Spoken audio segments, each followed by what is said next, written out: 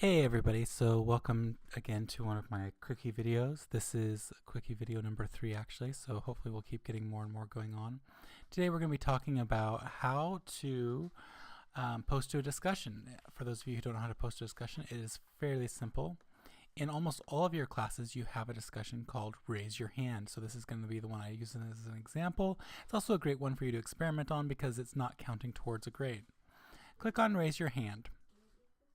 Of course, you have to do that after first clicking the unit to get the unit to expand and show you all the content items. But once you've done that, you've clicked Raise Your Hand, you'll see something that looks somewhat like this with an explanation of how to do it. Or if you're in my classes, I've changed all this and it has an explanation of what the question for the discussion is actually going to be. Because I expect you all to learn how to do your responses early on and be able to do it independently without any more additional help. Once you have done that, you can scroll down a little bit further and you'll see that there are sometimes responses already. If you're the first poster, you will see that there is nothing beneath response. Go ahead and click on respond. Once you've clicked on respond, you're asked to put in a subject. I highly recommend putting in something very descriptive, something more than just your name, because your name is already going to be attached to it. So putting in something like, "This is an example of a response." Oh, actually, of a main post, of a main post. Now in my class, and as well as many of your other classes, your first main post needs to have some depth to it. It needs to be a paragraph of information. So, and it shouldn't be in text speak, so don't speak in text as well. So I'm going to go ahead and write this response up just as if it was a nice one. In most classes, you are expected to use full sentences and complete descriptions in your primary post. These responses or these posts are usually a paragraph or more, each paragraph being grammatically correct and avoiding text speak.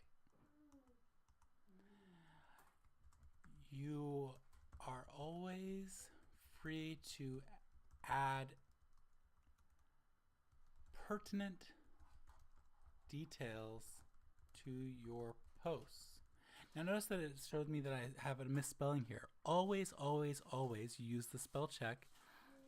It's not as strong as it is in a Word document, but you do want to try to use the spell check anytime you can. It's right here. It's the ABC with a check mark.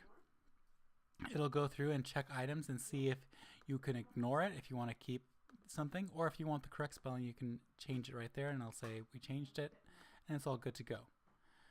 Alright, so then you go ahead and you click down here where it says post response, or if you have something more to add, you have a link or a picture or something, you can go up and browse your files, find whatever it is that you are hoping to share. So in this case, I'm going to go ahead and share the image from Big Brother, or Little Brother I mean. Attach that file, and you should see it pop into your description. See how it just refresh the page, and I see screenshot is available there, and I go ahead and click post response. Now if there is something really important to me like a link to a web page, I can also include a link to a web page simply by highlighting the text that I want and clicking this little world button with the chain on it.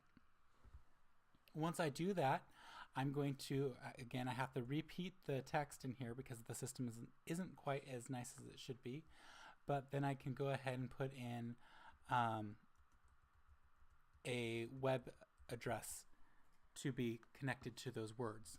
So if somebody comes over and clicks on those words, they'll go right to the web page that I'm talking about and having them go to. So those are two of the features that you can do with the discussions. You can do additional things as well. You can actually attach non-image related projects as well. You can insert symbols and other things along those lines. And it's even possible to do a little bit of HTML editing in these, but it's fairly limited. Just be aware. Go ahead and click Post Response, and my response shows up down here, and it shows up with a whole piece displayed. If I click somebody else's post, I can see that they have posted something and they post a question here. I can respond directly to their post by clicking Respond.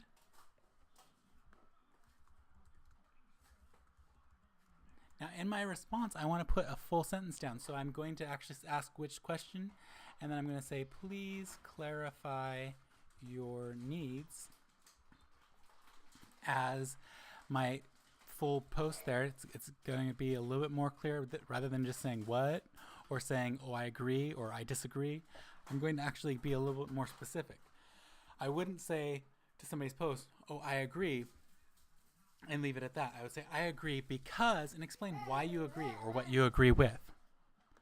After that, you're already done. You've got your main post and one response. In my class, you need one more response in addition. In some classes, you may need 2 more responses.